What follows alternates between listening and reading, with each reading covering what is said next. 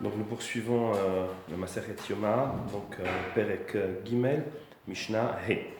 Ici, on va parler de la Ktoret. La Ktoret, il y en avait 2 fois par jour, de manière générale. C'était la Ktoret du matin et la Ktoret de l'après-midi. Nous le lisons aussi dans les Korbanot de la Tfila. Elle se faisait dans l'intérieur. Très précisément sur l'autel qui s'appelle le Mizbeach HaPnimi, celui qui était en or, qui était tout petit. On prenait des braises de celui qui était à l'extérieur, le grand Mizbeach, celui avec la rampe en cuivre. On prenait des braises, on les mettait dans le Mizbeach qui était à l'intérieur, et puis on brûlait la Ktoret sur ce Mizbeach intérieur.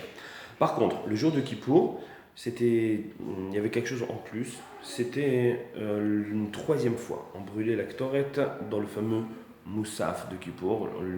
On lit cette partie-là. Lorsque le Kohen Gadol rentrait donc, dans le Kodesh Kodeshim, donc c'était pas sur le Mizbeach Pnimi, c'était à l'intérieur du Kodesh Kodeshim, et il y avait une 3e fois où la Ktoret était brûlée. Donc dans cette Mishnah, on parle de la Ktoret Shel Shachar, celle du matin. Donc ce n'est pas celle qui est dans le Kodesh Kodeshim, c'est celle qui se faisait le matin, comme tous les matins de l'année. Donc Ktoret Shel Shachar, cette Ktoret, cette phase-là où on brûle la Ktoret donc, du matin, Aïta Kereva, elle se faisait, elle était amenée, Ben Dam Leivarim, entre l'aspersion du sang et la présentation des membres, des parties de l'animal du Korban Tamid. En fait, on se rappelle que 2 fois par jour, on fait le Korban Tamid. On le fait le matin et l'après-midi.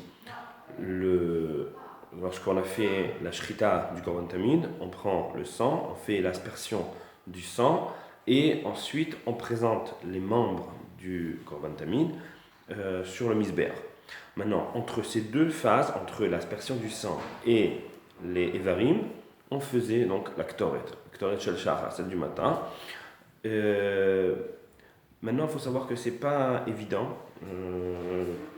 Le Barthénora lui-même nous le dit. Regardez le Barthénora, Dibur Matril Ben Dam Levarim, il dit comme ça. L'Avdavka, c'est pas précis. Deha Tenan Le'el, parce que voilà, il nous a enseigné plus haut, Vekibelet Dam, Vezarko, Nichnas Laktir Ktoret, ou la Tiv et Tanerot.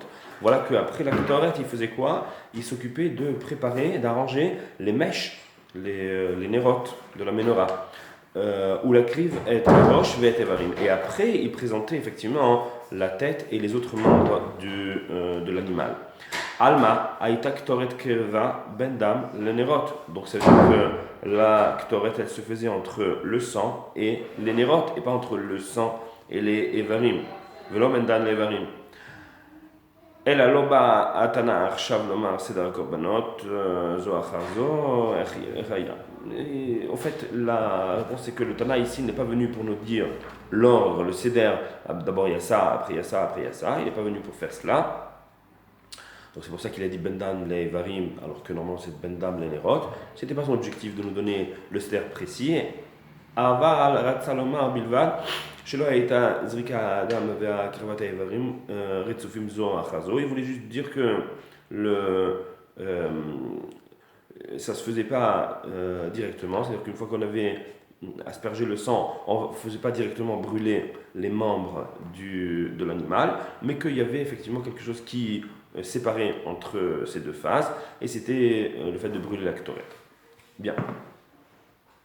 La Mishnah continue, elle dit comme ça. Shel ben Arbaim, la Ktoret qu'on brûlait l'après-midi, ben Evarim, la Nechassim. Ça, on le faisait entre la présentation des membres de l'animal, donc du Korban Tamid de l'après-midi, et les Nechassim. Les Nechassim, c'est quand on ramenait le vin, on aspergeait après chaque Korban, le Neser, le Misuchayan, et on ramenait toujours une partie de vin qu'on le versait sur le Mizbeach.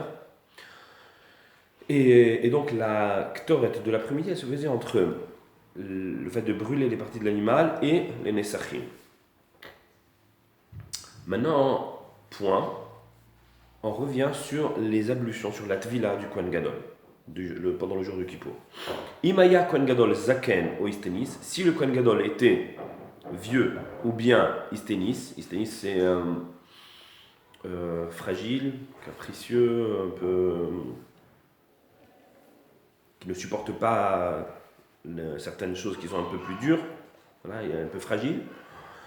Donc quand il se trempait dans la source, étant donné que c'était froid, parce que c'est de l'eau de source, ça pouvait être dérangeant. Donc s'il était vieux, c'est parce que la santé du Kohen Gadol n'était pas bonne, pas excellente, en tout cas il ne fallait pas qu'il se mette dans des conditions de sakana où le froid peut le perturber, ou bien Istenis, c'est parce que peut-être, voilà, certainement ça va le déranger, il est frileux, voilà, il est un peu fragile comme ça.